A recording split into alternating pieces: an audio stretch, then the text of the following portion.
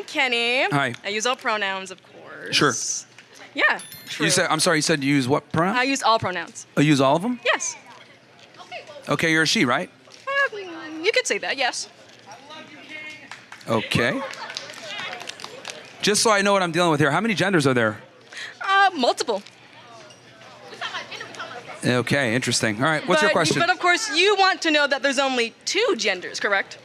Yes, there are. Male and female, correct? Yes. Okay. So you would consider yourself a high-value man, correct? Nope, never said that. No. I don't think you can attribute that title to yourself. I think that's something that other people recognize. Other people recognize. So you yourself, that you recognize that you are high value? I mean, if people see me that way, I don't think you can really call yourself that's like calling yourself alpha. I think that's very cheesy and tacky. I think Really? Your reputation precedes you. That's what I think it should be, or how it is. Okay. And you yourself, you say you have a wife, correct? No, I don't have a wife. You don't have a wife. Okay. But you do find yourself accompanied with other women, correct? In what way? I mean, you could. Yeah. Oh, okay. I thought you meant like on the show, because we bring girls on our show and everything. No. Okay. Yeah, so like me dealing with other women? Yes. Yeah, what about it? Okay. Do those other women, value themselves? What kind of career do those women have when they come to you? I mean, I don't really care about it. Why not? Because generally speaking, men don't care about a woman's career. We just don't. But you said you should bring more to the table. So why not a career? Why not a high-paying, value All right, job? let's go through this. So let's say I told you, me and you were on a date, right? And I told you, hypothetically, again, the purposes of bear with me here. I know you hate me and everything, but yeah. I don't hate you. I'm just trying to see. So let's assume, right? We're on a date and I tell you, hey, look, I have like this awesome Jordan collection. I got these designer wallets. I got like this walk-in closet. It's awesome. Okay. What's your thoughts with that? You buy a lot of expensive things. Yes. Okay, so what else comes to mind when I'm talking about my obsession for fashion? You like fashion. You like to dress up, essentially. Okay, but what's your opinion on that? What else is my opinion? So would it be fair to say you're a rich man because you can afford Jordan's designer clothes? Okay, but let me ask you this: would it be fair to say that you'd be indifferent to me saying that? Yes, because hold on. What's the point? Pause that. Thank you. That's exactly how we feel about women's careers. What? What do you mean? No, hold on. No, I really want you to take that in. Huh? That same level of indifference, right, that you have for me having an awesome wardrobe or sneakers or whatever, you're indifferent to it. That's exactly how men feel about women's careers, and I'll explain what I mean by this. Because my wardrobe doesn't benefit you, right? It doesn't benefit you. No. Same thing. A woman's career doesn't benefit us. It doesn't benefit us because we're still going to be expected to be a protector and a provider. So this is why in general men don't care about women's careers. It doesn't benefit us. Just like my shoe collection doesn't benefit you. But you can't attribute a piece of wardrobe to a career. I'm just giving you a functional equivalent. That's how the way you view the whole closet thing. That's how we view women in relationship, women in education and a career. We don't care. Okay, so you're saying I should value myself less to achieve a man who will protect me, provide everything I need. Basically, rich, tall, strong, masculine. Is that what you're saying? No. It's far easier to deceive someone than it is to convince them that they have been deceived. Yeah. And why?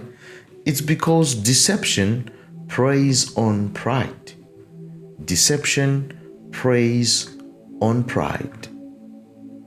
Yeah, ladies and gentlemen, once a person has accepted a lie as truth, it becomes part of their identity.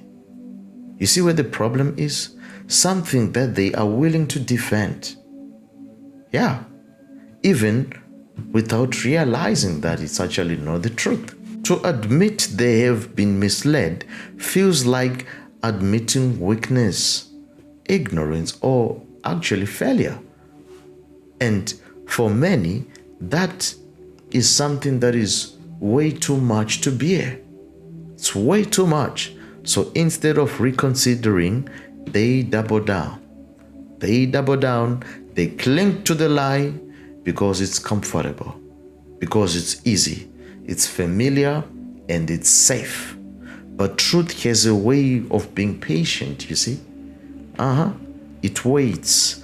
And when someone finally has the courage to confront their own deception, it can be... No, I don't think you should value yourself less. But you said women deserve less, so therefore, me, I deserve less. Yeah, I don't think men should be simping on women. They got to earn that. But you clearly haven't earned it yourself, because no one respects you right here. I'm sorry? But you clearly don't deserve it either. You're saying men should not be simps for women, yes. Correct? Yes. Okay. Men shouldn't be simps for women because let's say they have too many cons instead of pros. So women should be leaning to more the submissive, the more traditional housewife, not a feminist either. You're kind of jumbling a bunch of things together. I don't quite understand what you're trying to ask or okay, so you want... Oh, I'm sorry. I'll explain this in crayon eating terms. Sure, yeah. Okay. Why should not men not be simps? Especially if you're looking for a long-term relationship, let's say a wife, you want to have kids, you want to settle down. I think you mean why should men not be simps? Yeah, why shouldn't they? Well, the problem is that when you're a simp, women don't respect you. Women don't respect simps. Okay. They just don't. So it's just the reality. Okay. If it's the other way around, women should not be simps for men. Well, no, actually, women should simp for their man. But why? Why? Because women deserve less? Okay, I'll tell you why. Because men typically know how to deal with attention and validation from women better than women do. And I'll tell you what I mean by this. So a young man will go through his life a lot of the times, maybe not get a kiss from a girl, maybe not get a gift from a woman, maybe not have a date, whatever it may be. It's really hard for a lot of guys. So when guys get attention or affection from women, we typically tend to remember that, right? Men might go through their entire life without getting a gift, versus a woman, she's gonna be courted, she's gonna get simps on her all the time. Women don't really know how to appreciate male attention because you guys get so much of it, right? But us, on the other hand, men, especially when they've worked and made themselves attractive, we know how to appreciate women treating us well. But women typically don't know how to appreciate men treating them well. This is why guys get stuck in the friend zone, right? So it's completely different. Because since we don't get the abundance of attention that you guys do, we're able to better appreciate that attention when we do get it. Does that make sense? So why don't you put yourself out there more? Be more attractive to women, of course. This is what I tell guys to do. But that takes time. It takes time? It takes a lot of time. To make yourself attractive? For men, yes.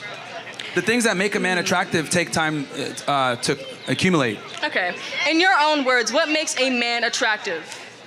A bunch of things. Competency, network, income, title, the ability to be a leader, experience. This is basically the things that men need to have in place to be attractive to a large demographic of females.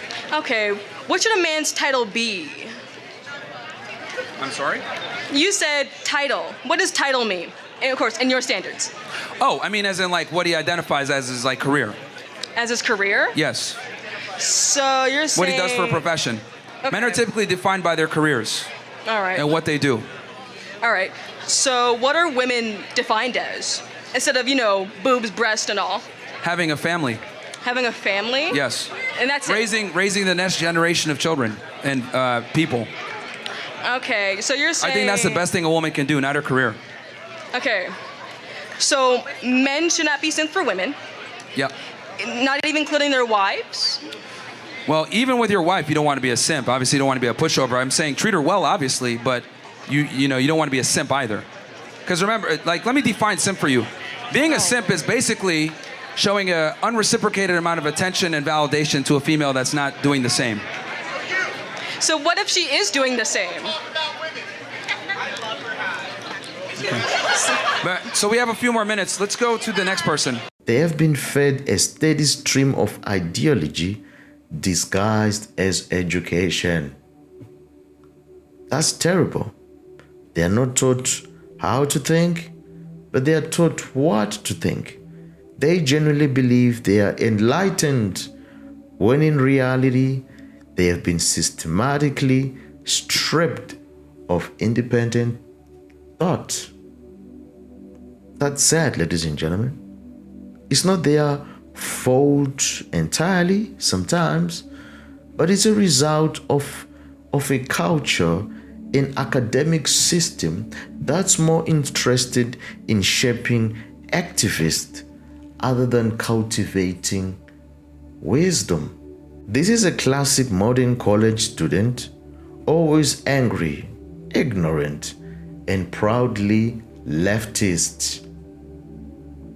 They are outraged about everything, yet clearly they can't articulate why. They have been taught to feel rather than to think, to shout slogans instead of seeking truth. 21st century for you, ladies and gentlemen. Their anger is often misplaced, fueled more by emotion other than understanding, and their ignorance is masked by confidence that comes from echo chambers, not education. It's terrible. They embrace radical ideologies without questioning their foundations, because that's what the system around them rewards. It's terrible. And worst of all, many truly believe they are on the side of justice without realizing they are being used as pawns in a much larger agenda. It's terrible, ladies and gentlemen. It's terrible. Psalms 82 verse 5 says, "They don't know or understand. They wander in darkness. All the foundations of the earth are shaken." This phrase paints a sobering picture of a world unraveling because truth has been abandoned. Truth has been abandoned. It's not just about ignorance, it's a willful rejection of God's wisdom. It's a willful rejection, ladies and gentlemen. When people lose sight of truth, justice falters, morality collapses, and chaos begins to reign. Chaos begins to reign. They stumble blindly, calling evil good and good evil. Can you imagine? Unable to discern what is right from what is wrong. It's terrible, ladies and gentlemen. It's terrible. Without God as our anchor, darkness isn't just inevitable, it's devastating. When we let go of the unchanging standard of His Word, we are left drifting in a sea of confusion, moral compromise, and spiritual blindness. Culture begins to redefine right and wrong. Individuals create their own truth, and chaos masquerades as progress. What once held society together, truth, justice, purpose, it will begin to unravel. It will begin to unravel. And without the light of God's truth, we lose our direction, our identity. We lose it all. And ultimately, we lose our hope. Everything. Everything.